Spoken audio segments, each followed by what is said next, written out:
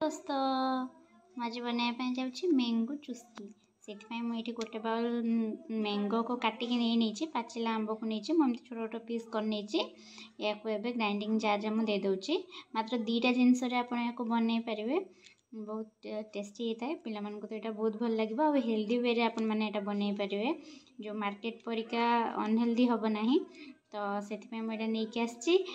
तो मैंगो चुस्की पाई आमको केवल 2टा इनग्रेडिएंट आवश्यकता रही से मुझे नहीं मैंगो या ग्राइंडिंग जार रे देदेवी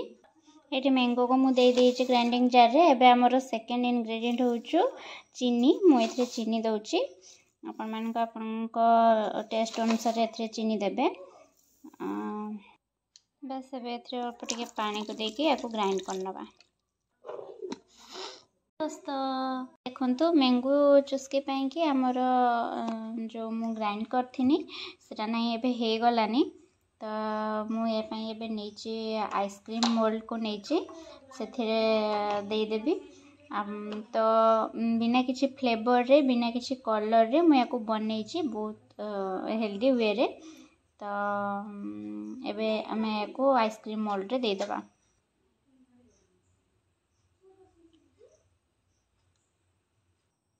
ये मु सब मैंगो पप को दे देछि आइसक्रीम मोल्ड रे एको सब कवर करनबा आउ एको पूरा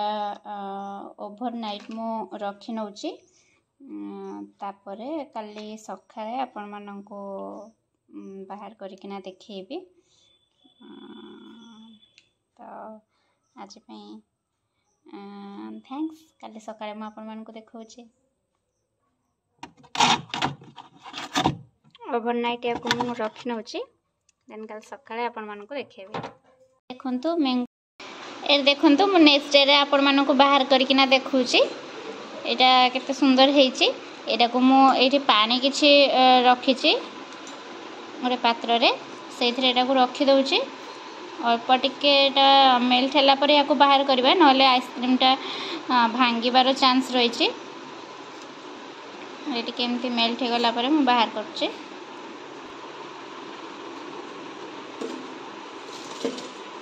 देखो केते सुंदर एटा बाहर आसला केते सुंदर एटा हेची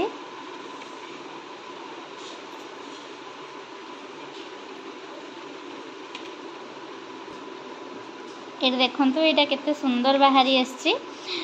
बिना किसी कलर रे बिना किसी फ्लेवर रो यूज रे मुझे को बनई बहुत हेल्दी आपण माने निश्चय यहाँ को थोड़े ट्राए करूँ आटा को आप एमती भी खाई पारे बा एथिरे हल्का टिके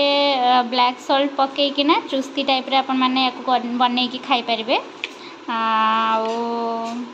बहुत ही टेस्टी हेतिबो मु तो चलली एबे खाया पाई की thank you for watching and like share and subscribe.